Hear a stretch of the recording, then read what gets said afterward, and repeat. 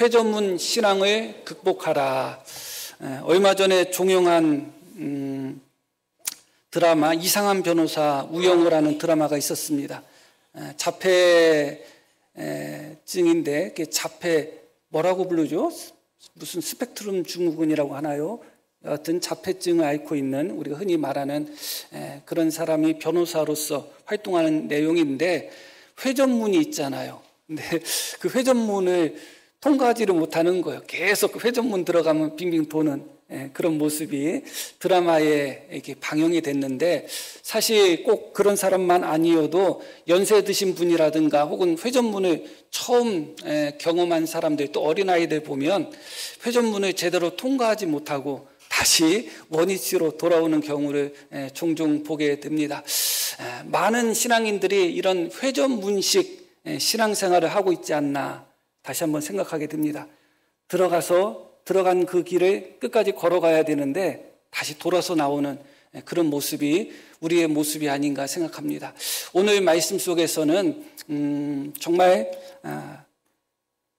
귀한 말씀 3가지가 등장하고 있습니다. 기도에 대한 약속의 말씀인데 본문만큼 기도에 대한 약속의 말씀이 강력하게 주어진 본문도 없다고 생각합니다. 또 하나는 기독교 윤리의 대강령이라고 할 수 있는 흔히 황금률이라고 부르는 말씀이 또 오늘 본문에 있습니다. 또 하나는 좁은 문, 좁은 길에 관한 말씀이죠. 세상 사람들에게까지도 다 잘 알려진 그런 3가지의 본문 말씀이라고 할 수가 있습니다. 물론 서로 나누어서 생각할 부분은 아니고요. 한 문맥 속에서 이 부분을 생각하려고 합니다. 흔히 우리가 황금률이라고 부르는 마태복음 7장 12절 말씀, 본문 말씀 한번 보겠습니다. 그러므로 무엇이든지 남에게 대접을 받고자 하는 대로 너희도 남을 대접하라. 이것이 율법이요 선지자니라. 그러므로 이렇게 시작합니다. 무엇에 대한 결론인데 아마 예수님께서 말씀하신 5장부터 7장까지 산상설교의 결론이 아닌가 그렇게 생각합니다. 그러므로 너희가 비판을 받지 않기 원하면 비판하지 말아라. 그러므로 너희가 긍휼히 여김을 받고자 원한다면 긍휼히 여겨라. 그러므로 너희가 죄를 용서받기 원한다면 죄를 용서하라. 그런 의미가 여기에 내포되어 있습니다. 그럼에도 불구하고 이 말씀은 윤리적인 성격이 강력합니다. 예수님을 믿는 사람들이 사람과 사람 관계 속에서 어떻게 행해야 되는지를 보여주는 그런 말씀인 것이죠. 다시 그 말씀을 보겠습니다. 이렇게 말씀이 나옵니다. 무엇이든지 남에게 대접을 받고자 하는 대로 너희가 먼저 남을 대접하라. 이렇게 말씀합니다.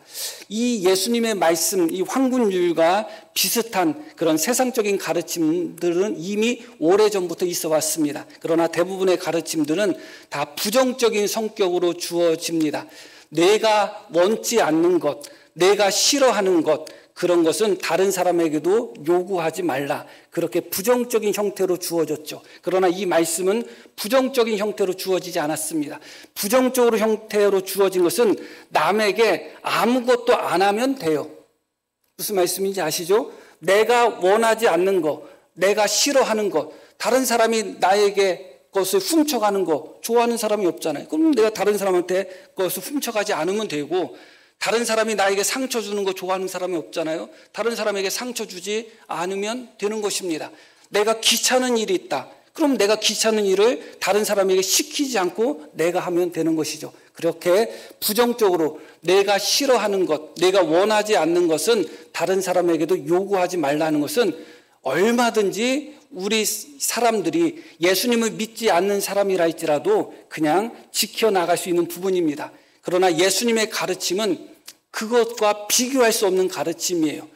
남에게 대접을 받고자 하는 대로, 남이 나에게 해줬으면 원하는 것, 저 사람이 나에게 이렇게 했으면 좋겠다, 그것을 그 사람에게 대접받을 생각하지 말고 내가 먼저 그 사람에게 그렇게 행하라고 말씀하고 있습니다. 이것은 참으로 어려운 거죠. 왜 어려운가?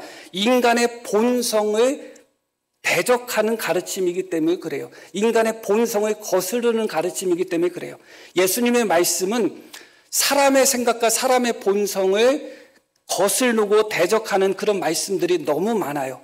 원수를 미워하라. 너무 쉬운 말씀이죠. 그런데 원수를 사랑하라. 인간의 본성, 인간의 생각을 완전히 대적하는 말씀이잖아요. 어떻게 원수를 사랑할 수 있겠어요? 그러나 주님의 말씀은 원수를 사랑하라는 것입니다. 인간의 본성을 거스르는 말씀이죠. 심지어 원수를 사랑할 뿐만 아니라 원수를 위해서 기도까지 하라. 쉬운 얘기가 아니죠. 나를 위해서도 기도 잘 못하는데 원수를 위해서 기도한다. 어려운 일이잖아요. 원수를 잊고 사는 것도 어려운데, 원수를 생각하지 않고 그냥 잊고 사는 것도 어려운데, 심지어 원수를 사랑하고 그 원수를 위해서 기도하라. 정말 어려운 것입니다. 주님의 말씀은 대부분 인간의 본성을 거스르는 그런 말씀입니다. 육체의 소욕은 성령을 거스르고 성령은 육체의 소욕을 거스른다고 말씀하죠. 사람의 생각은 하나님과 원수가 된다고 합니다. 인간의 본성 자체가 그래요. 원래 창조되었던 인간의 본성이 아니라 죄로 말미암아 타락한 인간의 본성입니다. 죄로 말미암아 타락한 인간의 본성은 하나님의 말씀을 거스를 뿐만 아니라 아주 지극히 이기적이죠. 우리가 아시는 바와 같이 아담과 하와를 놓고 보면 하와를 창조해서 하와를 아담에게 이끌어 갔을 때 아담의 반응이 뭐였죠? 내 뼈 중에 뼈요 살 중에 살이라는 그런 반응을 보였습니다. 내 살 중에 살이고 내 뼈 중에 뼈다.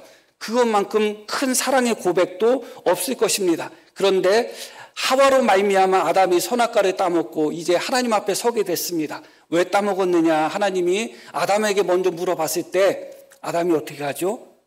내가 혼자 따먹었습니다. 하와는 아무 잘못 없습니다. 그래야 되지 않겠어요? 그런데 바로 하는 말이 하와가 줘서 하나님이 나에게 가져다 준 하와가 아내가 먹으라고 해서 먹었습니다 하면서 모든 책임과 잘못을 하와에게 떠넘깁니다. 그게 인간의 본성이에요.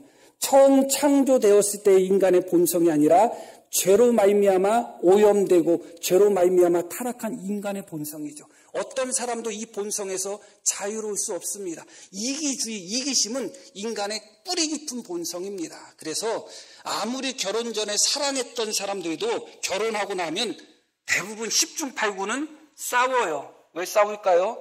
빨래 내가 하기 싫어서, 청소 내가 하기 싫어서, 밥 내가 하기 싫어서, 설거지 내가 하기 싫어서, 네가 했으면 좋겠다는 마음 때문에 싸우는 거예요. 돈 벌어오는 것은 내가 쓰고 싶고 일하는 것은 네가 했으면 좋겠다. 그게 인간의 본성이거든요. 그런데 그 인간의 본성을 가진 우리에게 남에게 대접을 받고자 하는 대로 내가 남을 대접하라고 말씀하는 겁니다.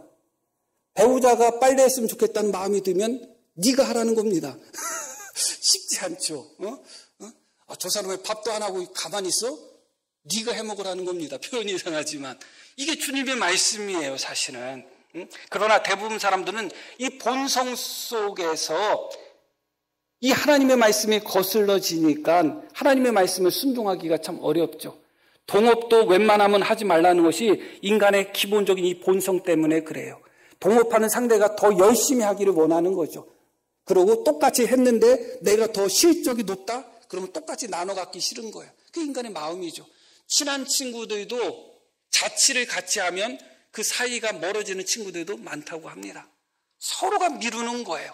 그게 인간의 본성이다. 인간은 본성상 자기중심적이고 이기적인 것입니다. 다른 사람이 나에게 무엇을 해주기를 원하고 기대하고 그런 마음은 가득하지만 그런 마음을 반대로 순수하게 내가 다른 사람에게 원하는 것을 전혀 그 사람에게 기대하지 않고 내가 그 사람에게 먼저 해야 되겠다는 마음은 인간 본성과는 맞아떨어지지가 않아요. 그런데 우리 예수님은 그렇게 하라고 말씀합니다. 그러면서 다시 12절 말씀을 보겠습니다. 그러므로 무엇이든지 남에게 대접을 받고자 하는 대로 너희도 남을 대접하라. 이것이 뭐라고 나오죠? 율법이요 선지자다. 율법과 선지자는 구약성경을 이야기합니다. 우리 입장에서는 꼭 구약성경뿐만 아니라 예수님의 가르침과 신약성경을 포함한 하나님의 말씀 전체라고 이해하시면 되겠습니다. 일반적으로 그때 당시에 율법과 선지자는 구약성경을 의미하지만 우리에게는 성경 전체다. 그렇게 이해하시면 된다는 것입니다. 이것이 성경의 가르침이다. 이것이 성경의 대강령이다. 이것이 하나님이 너희에게 말씀한 말씀의 핵심이다. 무엇이? 내가 남에게 대접을 받고자 하는 대로 너희가 남을 대접하라. 이게 율법이고 이게 선지자고 이게 하나님의 말씀이라는 것입니다. 그렇게 모두의 말씀을 드렸듯이 하나님의 말씀은 우리의 본성과 반대될 때가 너무너무 많습니다. 그러다 보니까 하나님의 말씀에 순종한다는 것이 참 어렵죠. 세상을 살아갈 때 예수님을 믿는 사람들은 이것이 율법이요 이것이 선지자라는 말씀처럼 하나님의 말씀에 순종하는 삶을 살아가야 되는 것입니다.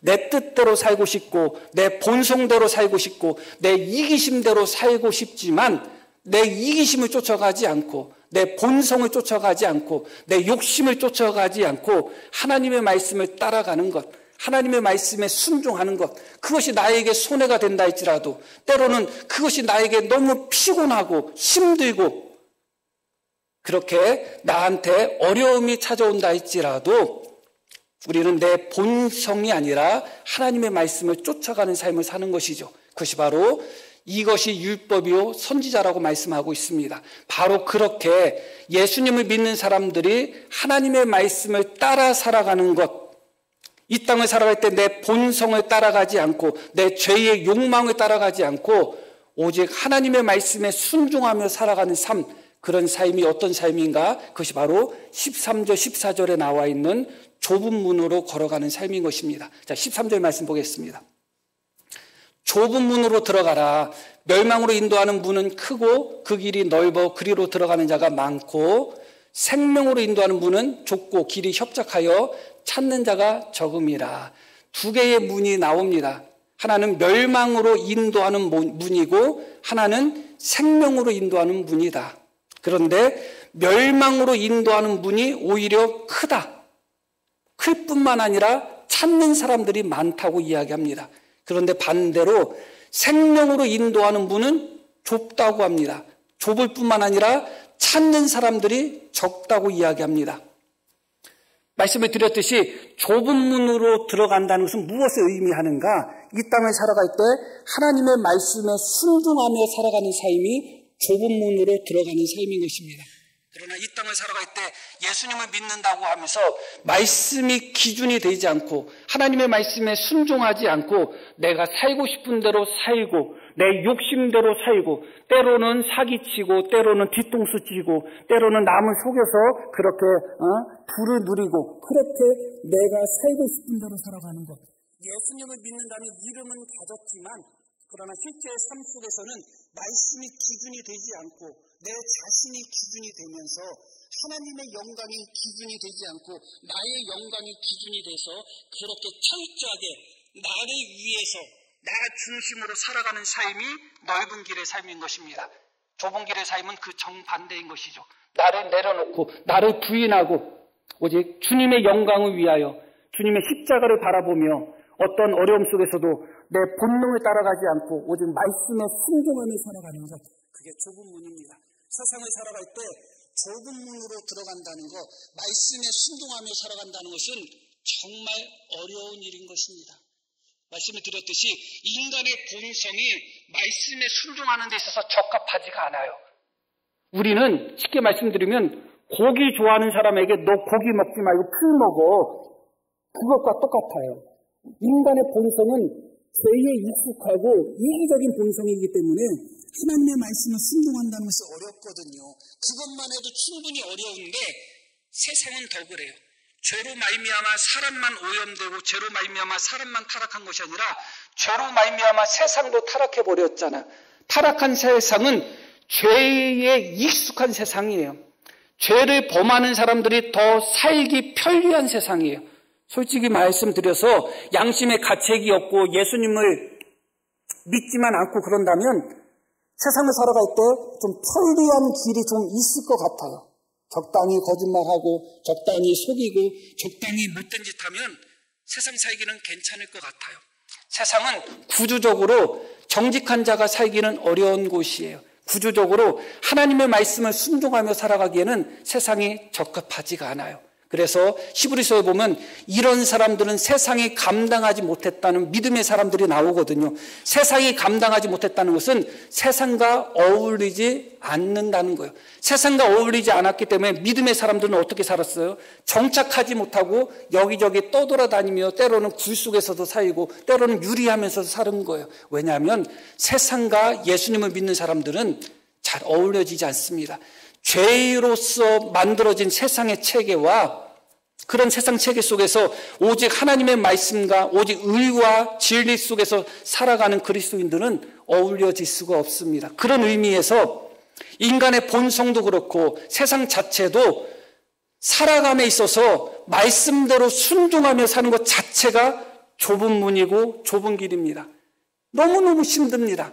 그래서 철이 들어서 예수님 잘 믿어야지 생각하고 정말 예수님 잘 믿으려고 할 때부터 세상 살아가는 것이 그렇게 쉽지가 않구나, 녹록하지 않구나를 느끼게 됩니다. 내가 있는 곳에서 믿는 자로서의 정직함을 드러내고 내가 있는 곳에서 하나님의 말씀에 순종하고 세상과 타협하지 않고 죄와 타협하지 않고 세상과 손잡지 않고 오직 말씀을 따라 살아간다는 것은 고난이고 고통입니다. 그렇기 때문에 그 길이 좁은 길이고 좁은 문이고 그렇기 때문에 찾는 사람들이 적을 수밖에 없는 겁니다. 예수님을 믿는다고 하면서도 그 길을 걸어가지를 않아요. 그게 우리의 부족함인 것이죠. 다시 13절 말씀을 보겠습니다.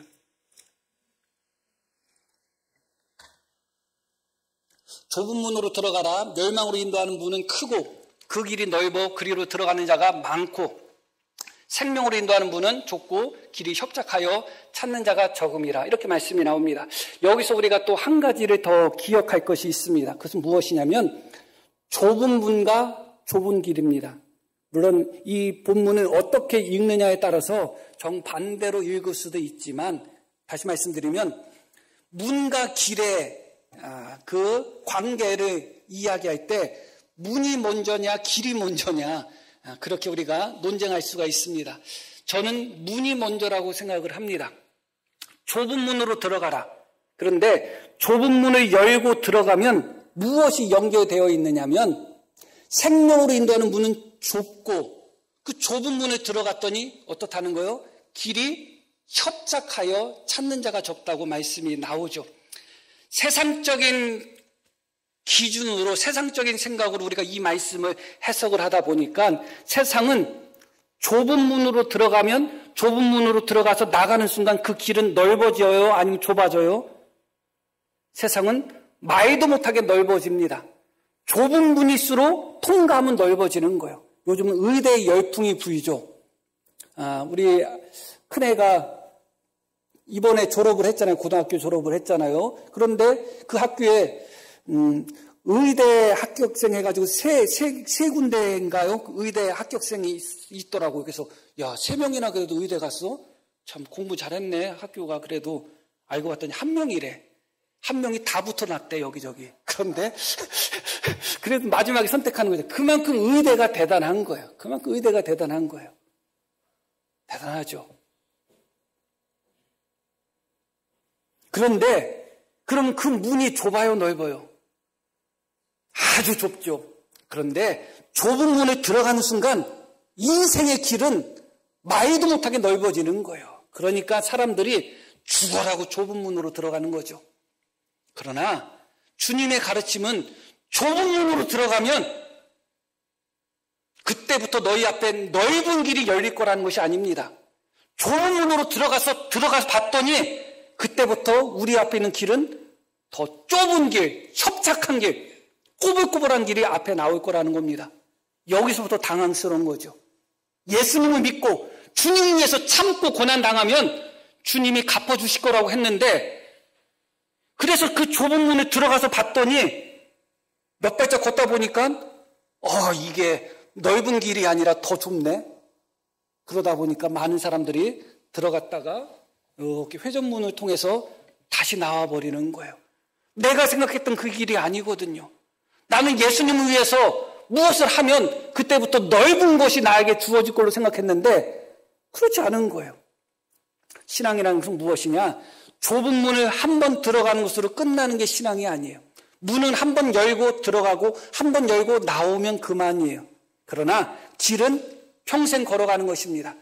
좁은 문으로 한 번 들어간 것이 신앙의 결단이지만 그것으로 충분하지 않아요. 우리는 그것으로 충분하다고 생각할 때가 많죠. 좁은 문으로 들어가는 신앙의 결단 다음에 포기하지 않고 뒤돌아서지 않고 회전문을 통해서 다시 나오지 않고 끝까지 꼬불꼬불하고 돌이 있고 좁은 협착한 그런 길을 계속 걸어가야 되는 것입니다. 그러나 많은 사람들이 그 길을 걸어가지를 않습니다. 예수님을 믿는다고 하지만 문을 열어보고 좁은 문을 열어봤는데 그 길이 좁으면 돌아섭니다. 문을 열어봐서 그 길이 넓으면 그때부터 걸어가는 것입니다. 아, 이 길이구나. 그 길 아니에요. 잘못 간 거예요.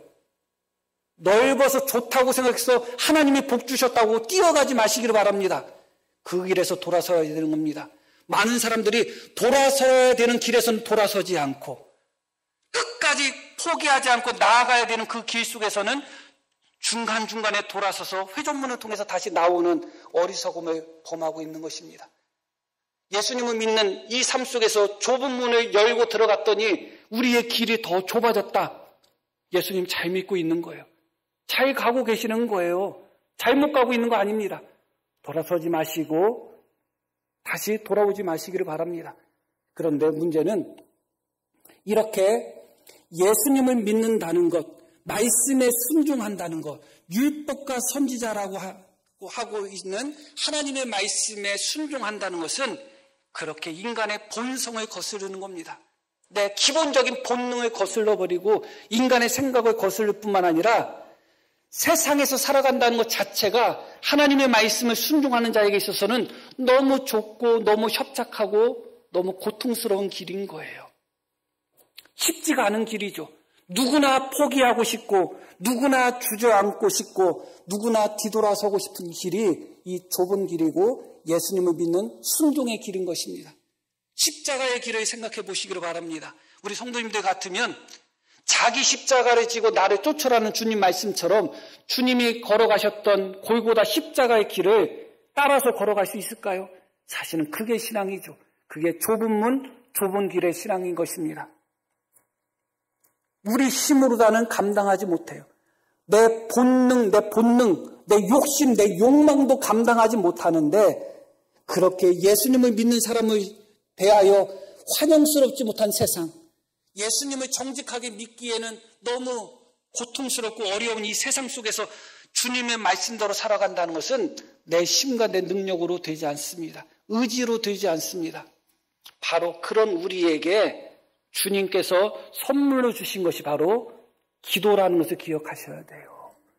좁은 길을 걸어가는 성도들이 좁은 길에서 눈물 날 때마다 구하라.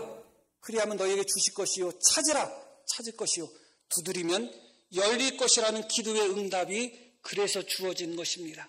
넓은 길을 내 마음대로 걸어가다가 그곳에서 구하는 기도가 아니라 내 욕심대로 살고 싶을 때도 있고 내 욕망대로 살고 싶을 때도 있고 세상과 타협하고 싶을 때도 있고 때로는 포기하고 싶을 때도 있고 때로는 뒤돌아서고 싶을 때도 있고 때로는 세상적으로 호강하고 싶은 욕심이 생길 때도 있고 그럴 때 그런 어려움 속에서 그런 고난 속에서 이 길을 걸어가는 것이 너무 좁고 너무 협착해서 내가 도저히 이 길을 걸어갈 수 없겠다고 느낄 때 구하라. 그리하면 너에게 주실 것이요. 찾으라. 찾을 것이요. 두드리면 열릴 거라고 말씀하고 계시는 것입니다. 기도의 응답이 그래서 주어지고 있습니다. 성경에 보면 기도의 약속들이 참 많습니다. 그런데 대부분의 기도의 약속들은 어떻게 주어졌느냐? 자, 조건이 대부분 있어요. 어떤 조건? 너희가 믿고 구하면, 너희가 의심하지 않고 구하면, 너희가 그의 뜻대로 구하면 이렇게 다 조건들이 있어요. 그런데 오늘 말씀은 놀랍게도 아무런 조건이 없어요. 아무런 조건이 없을 뿐만 아니라 너무너무 강력하게 기도를 약속하고 있어요. 응답을. 한번 말씀 보겠습니다. 7절. 구하라 그리하면 너희에게 주실 것이요. 아무 조건이 없어요. 너희가 믿고 구하면 주시겠다? 그런 말씀 없어요. 구하라 너희에게 주실 것이요. 찾으라 단순해. 그리하면 찾아낼 것이요. 문을 두드리라.